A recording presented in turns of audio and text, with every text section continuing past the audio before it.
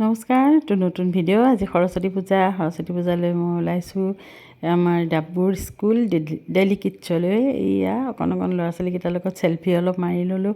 এয়া আহি গ'ল তাৰ বেষ্ট ফ্ৰেণ্ড ৰিয়ান কাশ্যপ।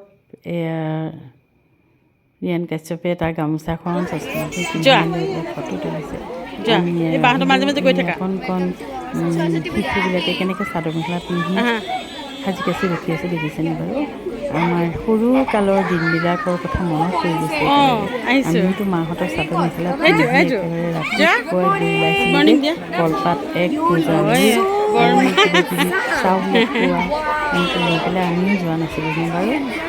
সেই দিনবিলাকলৈ বৰকৈ মনত পৰিছে আজি। এয়া মই আইতা হৈ পেলাই মোৰ নাতিক লৈ আহিছোঁ। ইয়াত কল্যাণী আৰু বুবু বহি আছে।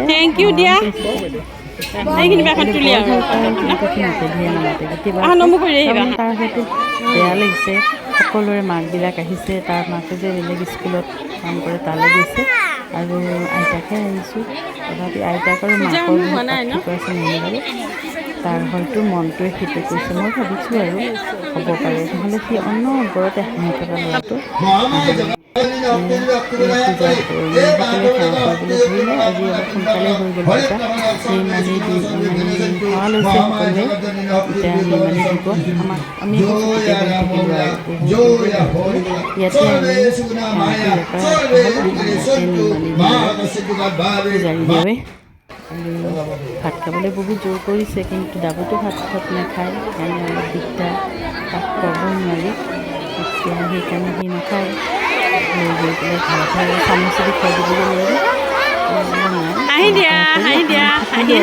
ভালো লাগিছে গোটেইবিলাকে লগ পাই, সেই জ্ঞানৰ বন্ধুটোক লগ পাই অকণমান ফূৰ্তি কৰিছে আৰু অকণমান হাঁহি ওলাল তাৰ মুখত।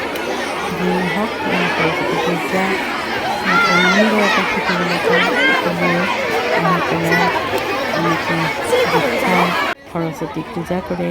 তাৰপিছতে ওলাই আহিলোঁ আৰু যাওঁতো বোলো ভাত দিব হৈছে, যদিও খাওঁতে দেৰি হ'বগৈ অৱশ্যে। তাৰপিছত ভাবিলোঁ এবাৰ ৰূপকোঁৱৰ স্কুলত মাত লগাই যাওঁ। সেই ৰূপকোঁৱৰ স্কুলখনো ধুনীয়াকৈ সজাইছে পঢ়াইছে ল'ৰা ছোৱালীবিলাকে, আৰু তাতো মানে ভাত খাবৰ সময় হৈছেগৈ আৰু মই বোলো ভাত নাখাওঁ, এতিয়া চাহকে অকণমান খাই লৈ যাওঁ আৰু এনেকৈ ভাবি পেলাই।